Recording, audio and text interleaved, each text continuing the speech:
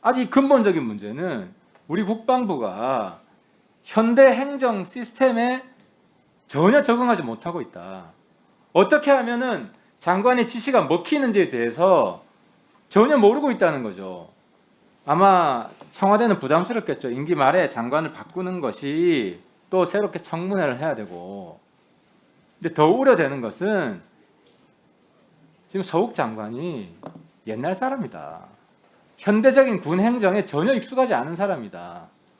왜 장관은 그렇게 몇 달 동안 2차 가해하지 말자, 피해자 보호 조치하자, 그렇게 캠페인을 했음에도 불구하고 전혀 영이 서지 않았다고 생각하세요? 예. 이번 해군 여중사 사망 사건은 저뿐만 아니라 온 국민이 충격이었을 겁니다. 공군 여중사 사건하고 똑같은 사건이 반복이 되었기 때문인데요.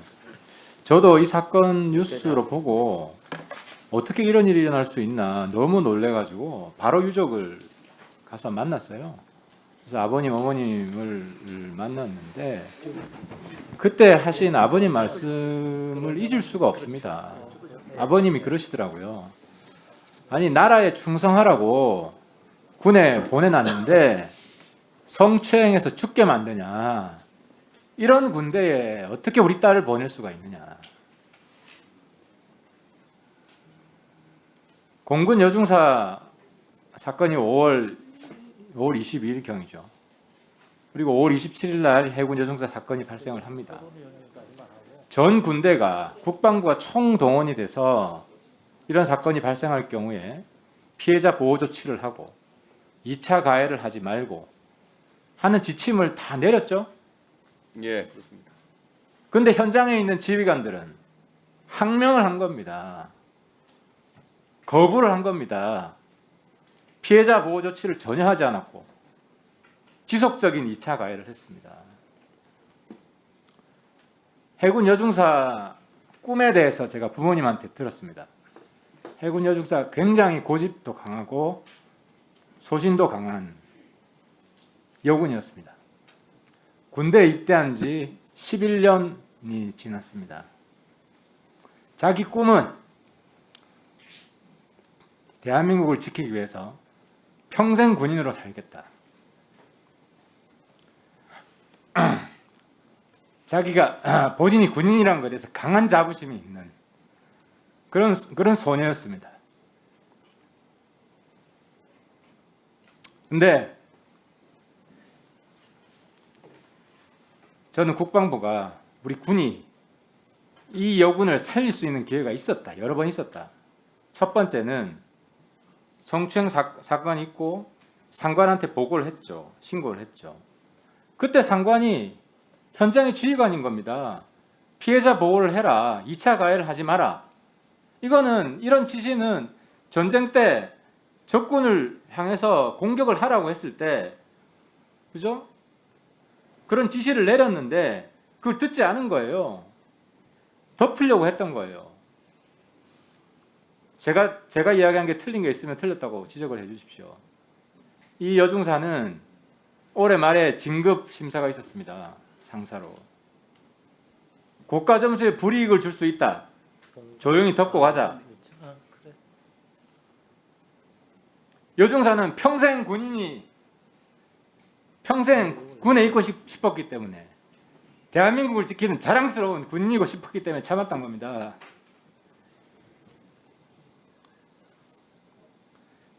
그리고 결정적으로 제가 볼 때 여중사를 죽음에 이르게 하는 것은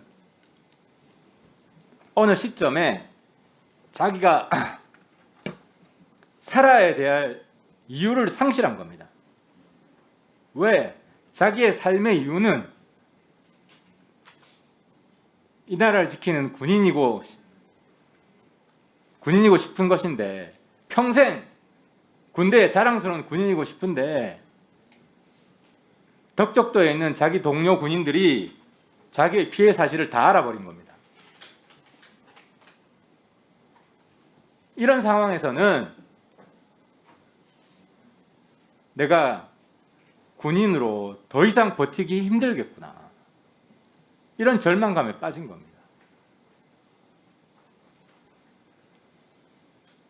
또 한 명의 중령이 당시 그 사건이 일어났을 때 즉시 보고받지 않은 그 이후에 8월 달에 이 보고받은 신고를 받은 중령이 최근에 입건이 됐죠, 피의자로.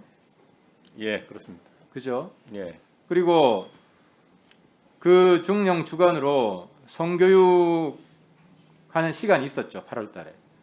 예, 그렇습니다. 그죠? 그 당시에 그 덕적도에 있는 부대 군인들이 이 성추행 여중사 사건에 대해서 다 알게 된 거죠. 예, 그렇게 파악하고 있습니다. 그렇습니다.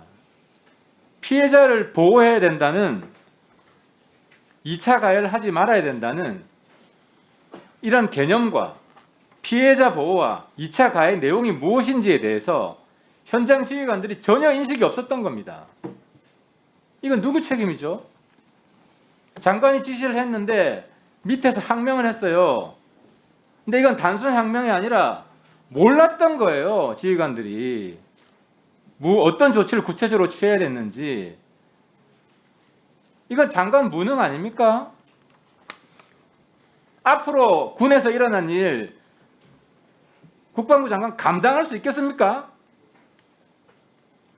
저는 이번 사건을 보면서 그런 생각이 들었어요. 지금 21세기의 대한민국 군대, 2021년의 대한민국 군대는 과거 군대와 달리 병사들이 다 휴대폰이 있어요. 군대 내부에서 발생하는 일들이 실시간 외부에 알려집니다. 폐쇄적인 군대가 아니에요. 그러면 군대 행정도 과거와 같은 주먹구구식 행정이 아니라 굉장히 현대적인 행정이 돼야 됩니다. 국방부는 군이 아니라 행정기관이잖아요. 그런데 아직 근본적인 문제는 우리 국방부가 현대 행정 시스템에 전혀 적응하지 못하고 있다. 어떻게 하면은 장관의 지시가 먹히는지에 대해서 전혀 모르고 있다는 거죠. 그래서 저는 아마 청와대는 부담스럽겠죠. 임기 말에 장관을 바꾸는 것이 또 새롭게 청문회를 해야 되고. 근데 더 우려되는 것은 지금 서욱 장관이 옛날 사람이다. 현대적인 군 행정에 전혀 익숙하지 않은 사람이다. 얼마 남지 않은 내년 정부가 바뀌기까지 그 몇 달이지만 몇 달 동안에 어떤 수많은 일들이 일어날 수 있다. 1분 추가. 그걸 과연 감당할 수 있겠는가? 왜 장관은 그렇게 몇 달 동안 2차 가해하지 말자, 피해자 보호 조치하자, 그렇게 캠페인을 했음에도 불구하고 전혀 영이 서지 않았다고 생각하세요?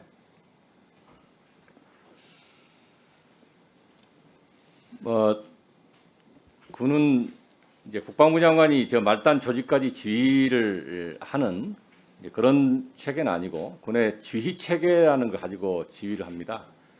국방부 장관이 그러한 지휘 체계를 가지고 지휘를 하는 것을 기본으로 하는데 의원님 방금 말씀하셨듯이 현대 행정 시스템이라든가 이런 것을 접목시킬 수 있는지 여부를 조금 더 검토해서 조치를 하겠습니다. 이 사건뿐이 아니에요. 2019년에 공군 여대위 성추행 사건 덮으려고 했고 지금 재수사 들어가고 있죠. 예, 지금 그렇게 검찰에서 착수를 했습니다. 예. 국방부 장관이 국방부 현대 군대를 감당할 수 없다고 봅니다. 민주당 의원님들께서도 국방부 장관 교체와 특단의 대책을 같이 고민해 주시기 바랍니다. 예, 수고하셨습니다.